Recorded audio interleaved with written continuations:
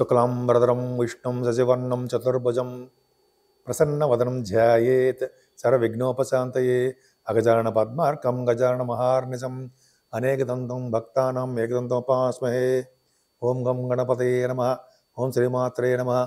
ఓం శ్రీ గురుభ్యోం నమః. మా ఆది ఆస్ట్రాలజీని చూస్తున్నటువంటి మీ అందరికీ, అలాగే విదేశాల్లో కూడా ఉంటూ నన్ను ఎంతగానో ప్రోత్సహిస్తూ, విదేశాల్లో వాళ్ళే కదండి, మీరు కూడా నన్ను ఎంతగానో ప్రోత్సహిస్తూ, అలాగే నా వీడియోలు కూడా చూస్తూ నన్ను ఎంతగానో ప్రోత్సహిస్తున్నారు. సో మీరందరికీ పేరు పేరున నా హృదయపూర్వక నమస్కారాలు.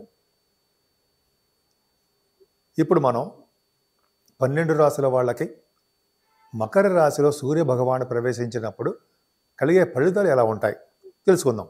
దానికంటే ముందర ఏంటంటే, మీరు మీ జాతకాలు తెలుసుకోవాలన్నా, లేదా మీ ముహూర్తాలు పెట్టించుకోవాలన్నా, ముఖ్యంగా ఏంటంటే మీ జాతకాలు తెలుసుకోవాలనుకుంటే date of birth, time of birth, place of birth ఉండాలి.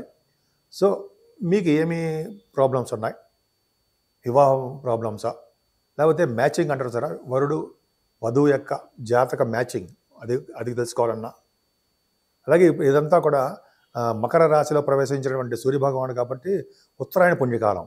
ఈ పుణ్యకాలంలో వివాహ శుభకార్యాలు జరుగుతాయి, వివాహాలు, ఉపనయనాలు, అలాగా గృహప్రవేశాలు, ఇలాగ అన్నీ మంచి మంచి కార్యక్రమాలు జరుగుతుంటాయండి. ఒకవేళ మీరు మా ఆది ఆస్ట్రాలజీ తరపున, నేను మీ వాడ్రే ఆదినారాయణరావు, మీరు నాకు పంపిస్తే మీ డీటెయిల్స్ కానీ ఏమైనా మీకు తెలుసుకోవాలనుకుంటే, అది ముహూర్తాలు కావాలన్నా ఇవన్నీ తెలుసుకోవాలనుకుంటే మీరు నాకు పంపిస్తే నేను తప్పకుండా ముహూర్తాలు పెట్టడం కానీ, మీ జాతకాలు చూడడం కానీ అవన్నీ చూస్తానండి. నాకు 35 సంవత్సరాల అనుభవం ఉంది. నేను కాస్ట్ అకౌంటెంట్ అయినా, CMA చేశాను, అకౌంట్స్ ఆఫీసర్గా గవర్నమెంట్ ఆర్గనైజేషన్ చేశాను. ఆ పక్క పెడితే నాకు కొద్దో గొప్ప దీంట్లో కొద్దిగా అనుభవం ఉంది కాబట్టి మీకు కావాలనుకుంటే, ముహూర్తాలు పెట్టించాలనుకుంటే నాకు ఫోన్ చేయండి.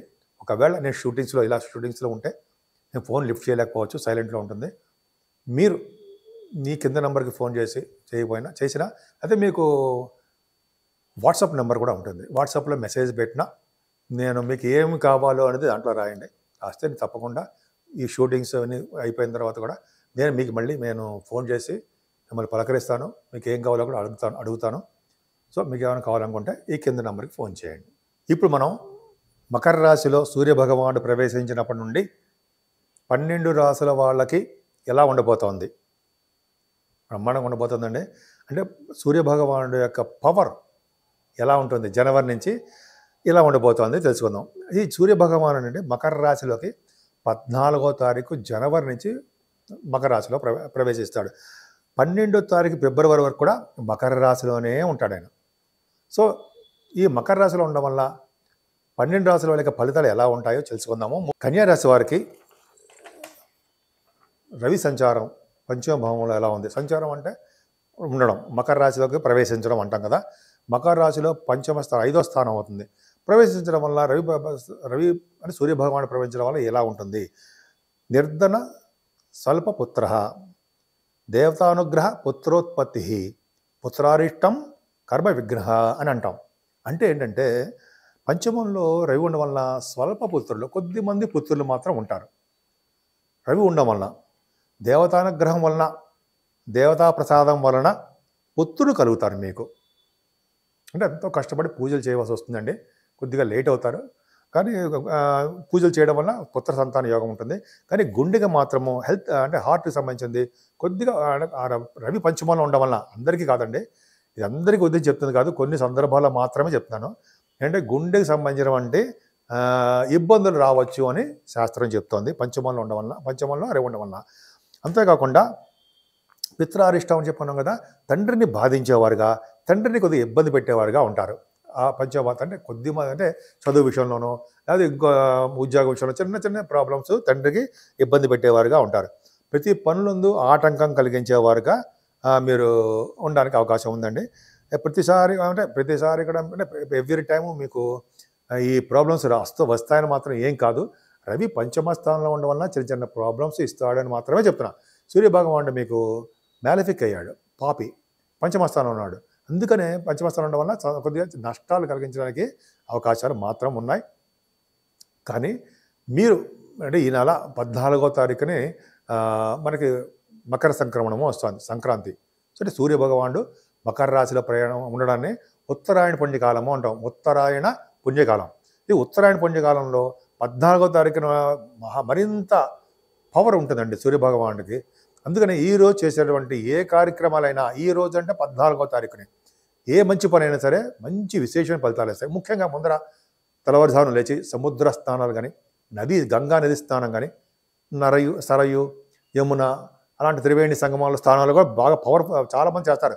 త్రివేణి సంగమంలో అయితే 3 నదులు కలయిక కాబట్టి ఆ రోజు త్రివేణి సంగమంలో అత్యధికంగా జనాలు బాగా ప్రజలు స్నానాలు చేస్తారు.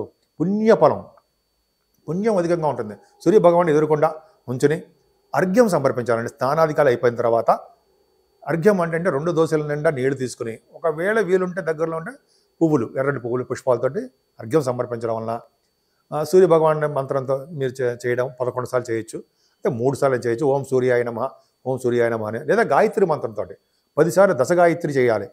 గాయత్రి మంత్రంతో అర్ఘ్యం సమర్పించడం చాలా పవర్. ఇలా చేయడం వల్ల చాలా మంచిదండి.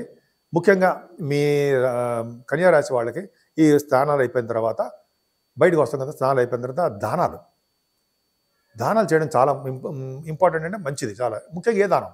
ముఖ్యంగా సువర్ణ దానం అండి, బంగారం దానం. చిన్న గ్రాము అయినా, 1 గ్రాము ఏదో ఉంటుంది సరే, ఆ గ్రాము బంగారం అయినా దానం చేసిన వాళ్ళకి స్వర్గలోక ప్రాప్తి, అదే విష్ణులోక ప్రాప్తి, మంచి లోకాలకు వెళ్తారని శాస్త్రం చెప్తోంది. అంతేకాకుండా బంగారము, వెండి, వస్త్రాలు, స్వయం పాకము, అలాగే అన్నదానము, గోదానం, అంటే ఏదైనా మీకు ఆ రోజు చేసే ఏ చిన్న దానమైన పళ్ళు అంటాం కదా, ఫలాలంటే పళ్ళు, ఏ దానమైనా సరే సద్బ్రాహ్మణుడికి, వేద పండితులకి దానం చేయాలి. వేద పండితులు కూడా చాలా కలిసి వచ్చే కాలం అండి ఇది. అద్భుతమైన పంచమస్థానంలో ఉంటే చాలా మంచిది. ముఖ్యంగా మీ కన్యారాశి వాళ్ళు గాయత్రి మంత్రం చేయాలండి. ఈ పంచమస్థానంలో అంటే 1 నెలల పాటు కూడా పంచమస్థానంలోనే మీకు సూర్యభగవాన్ ఉంటాడు. సో మీ పుత్రికలు, మీ సంతానం బాగా డెవలప్ అవ్వాలి, ఎటువంటి ప్రాబ్లమ్స్ లేకుండా పెళ్ళిళ్ళు అవ్వాలి, చదువులు అవ్వాలి, మంచి అన్ని రంగాల్లో ఉధృతంగా బ్రహ్మాండంగా ఉండాలంటే గాయత్రి మంత్రం చేయాలి.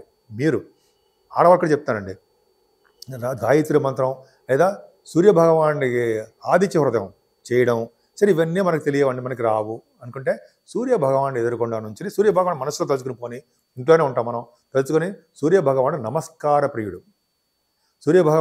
ప్రియుడు, ఆయనకి మనసులో దండం పెట్టుకున్న ఆయన ఆరోగ్య ప్రదాత, ఐశ్వర్య ప్రదాత, ఆరోగ్యాన్ని, ఐశ్వర్యాన్ని, ఆనందాన్ని ఇచ్చేవాడు సూర్యభగవానుడు ఒక్కడే. సూర్యభగవాన్ని చేయడం వల్ల, ఇలా మీరు చేయడం వల్ల ముఖంలో తేజస్సు, అదృష్టం, ఉత్సాహం, ఆనందం పెళ్ళిబూతాయి అంటారు కదా, అలా తయారవుతారు మీరు. అలా ఉంటే మీకు బాగా ఉండడానికి అవకాశాలు ఉన్నాయి. తర్వాత దేవాలయాలు సందర్శించడం మాత్రం మర్చిపోకండి. ఏ రోజు? 14వ తారీఖుని. ఈ నెలల్లో చేయొచ్చు, దేవాలయాలు సందర్శించవచ్చు. ఈ 14వ తారీఖున మాత్రము సూర్యభగవాన్ ఆలయాలు, అయ్యప్ప స్వామి వారి యొక్క ఆలయాలు సందర్శన ఉండాలి. ముఖ్యంగా సూర్యభగవాన్ ఆలయంలో ఏ దేవాలయ సందర్శన చేసినా కూడా చాలా మంచి ఫలితాలు ఉంటాయండి. ముఖ్యంగా దేవాలయాలు శుభ్రపరచడం అంటే ఏంటంటే తొడవడము, మనం ఏదైనా సరే మంచి క్లీన్గా చేయడం, నీట్గా తయారు చేయడం. ఎవరైనా ఏదైనా అనుకుంటారనో, బాధపడతారనో, మా బాబాయ్ మనం చేయాలా అని అటువంటివన్నీ పక్క పెట్టేద్దాం. మనం డెడికేటెడ్గా ముందుకెళ్దాం. మనతో పాటు 10 మంది మనం చేస్తే ఇంకో 10 మంది చేస్తారు. అంటే ఏంటంటే అది చేయడం వల్ల మంచి ఫలితాలు వస్తాయని చెప్తాను తప్ప, చేయడం కూడా మంచిదే. దేవాలయాలు శుద్ధి చేయడం, వాళ్ళు మనకి ఎవరు తుడుస్తామంటే మనకి ఇస్తారు, వాళ్ళు కేవలం చేస్తే వద్దు సార్ అంటారు. అయినా కూడా మనం తోచినట్టుగా మనం శుభ్రం చేద్దాం. శుభ్రం చేయడం వల్ల ఉత్తమ లోకాలకు వెళ్తాం. ఎందుకంటే మన రాష్ట్రపతి గారు మనం చూసాం కదా, ఆ పదవి స్వీకరణ ముందర దేవాలయాలు శుద్ధి తొడవలావిడ మహానుభావురాలు. అంత అదృష్టం అండి దేవాలయ శుద్ధి చేయడం. మన గురువుగారే చెప్తుంటారు కదా, ఎంతో అదృష్టం అని. సరే అది పక్క పెడితే మీరు కన్యారాశి వాళ్ళు సూర్యారాధన మాత్రం చెయ్యండి. తప్పకుండా గాయత్రి మంత్రాన్ని చేస్తే అన్ని రంగాల్లోనూ, ముఖ్యంగా ఆరోగ్యప్రదంగాను ఉండడానికే ఎక్కువ అవకాశాలు మీ కన్యారాశి వాళ్ళకి ఉన్నాయి.